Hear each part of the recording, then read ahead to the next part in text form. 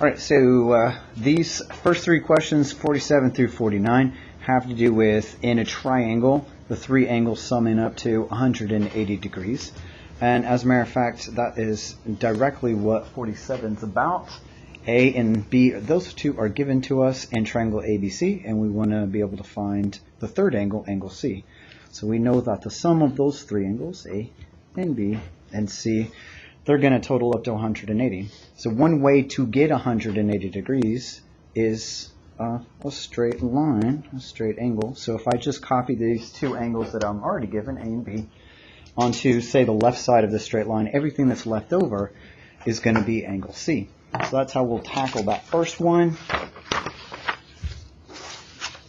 So I'll start by copying some of these angles onto some other piece of paper, as long as you can see this.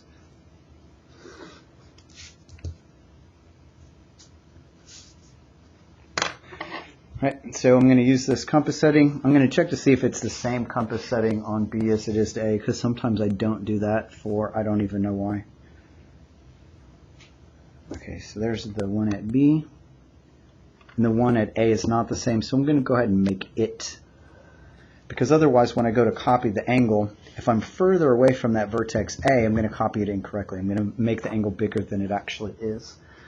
So ignore this arc, and let's use that new one.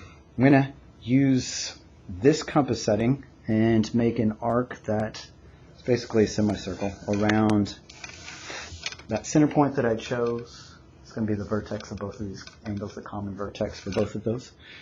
And now I'm going to copy angle B over here, this obtuse angle. So I'm going to find the distance between these two points of intersection.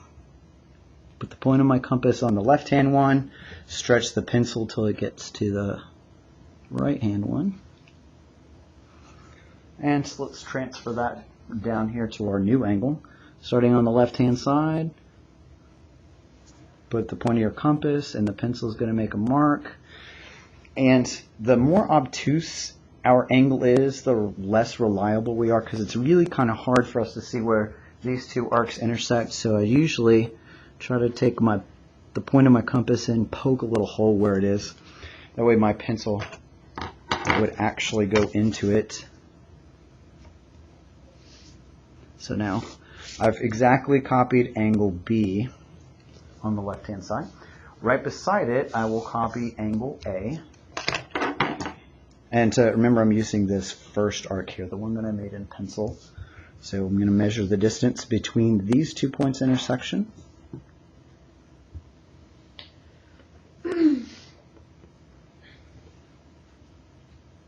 Make myself a little mark, and now I'm going to transfer it to the end of angle B back on this purple piece of paper.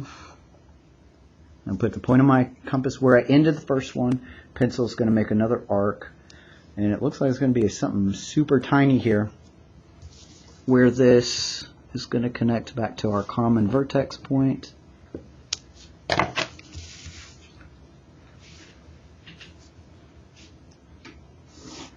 So here is angle A, and since all three of these angles add up to 180 degrees because I put them on a straight angle, this piece that's left over must be angle C.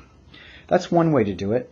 Alternatively, you could create yourself a triangle with these two angles, and then the third angle just comes automatically from you joining the sides. All right, now let's look at 48. On 48, we're saying that A is the vertex angle in an isosceles triangle called APE, and we want to construct P. So in an isosceles triangle, two of the sides are the same, and it's the two legs here. A is the vertex angle, so it's the one that's made by the two congruent sides. And P and E are the two base angles. And by the Base Angles Theorem, we know that these two are exactly the same. These three angles are still going to add up to 180 degrees. So I'm going to use this exact same technique that I did down here on number 47. And I'm just going to copy angle 1. Everything that's left over has to be both P and E together. And since P and E are the same, I'll just bisect that with a sad dead cyclops construction and angle bisector. Right, so I'll draw myself a straight angle just like I had before on that previous one.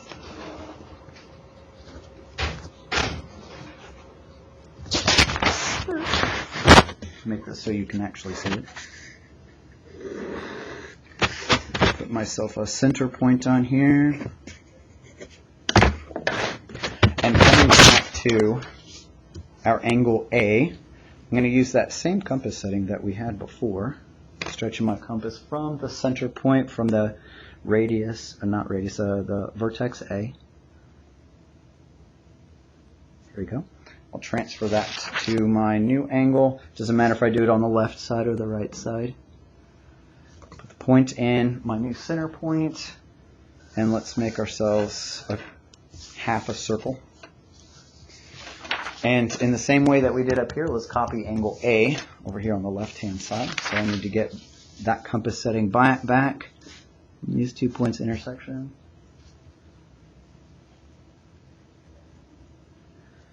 And transfer that to my new angle.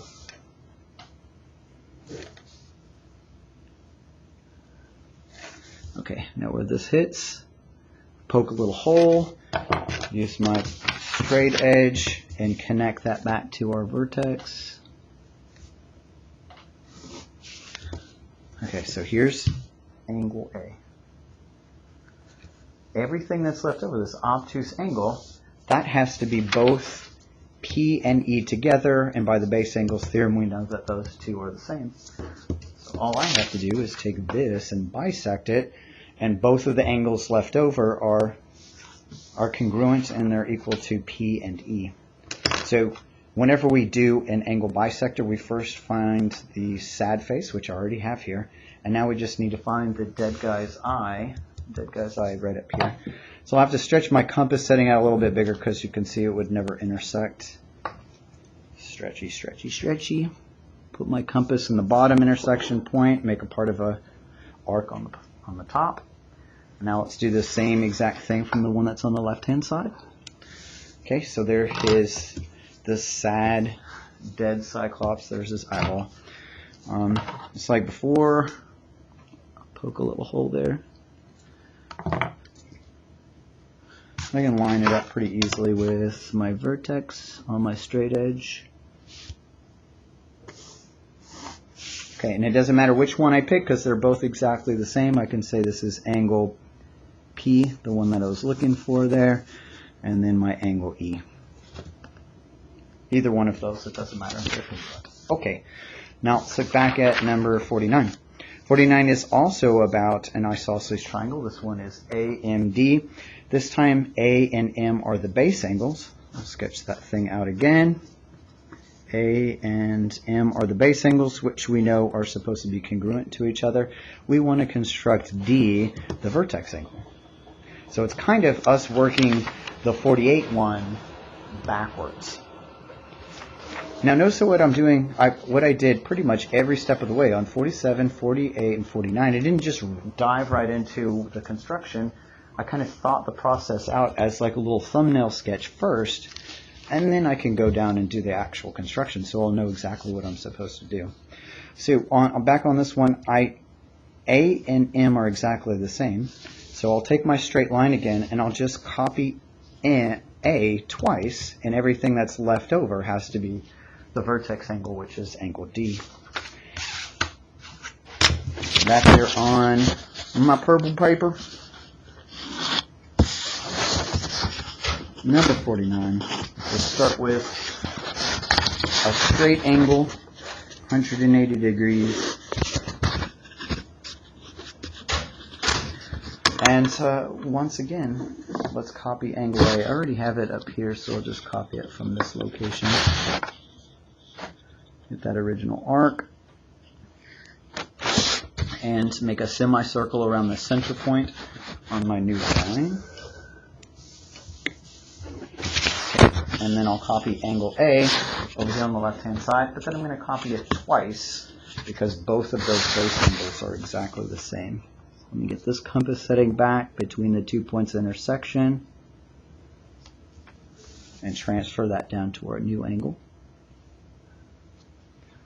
Right, and I'm going to poke a little hole there. And then using the exact same compass setting, make another arc. Poke a little hole there. And if I connect both of these things back to the vertex point there, there's angle A.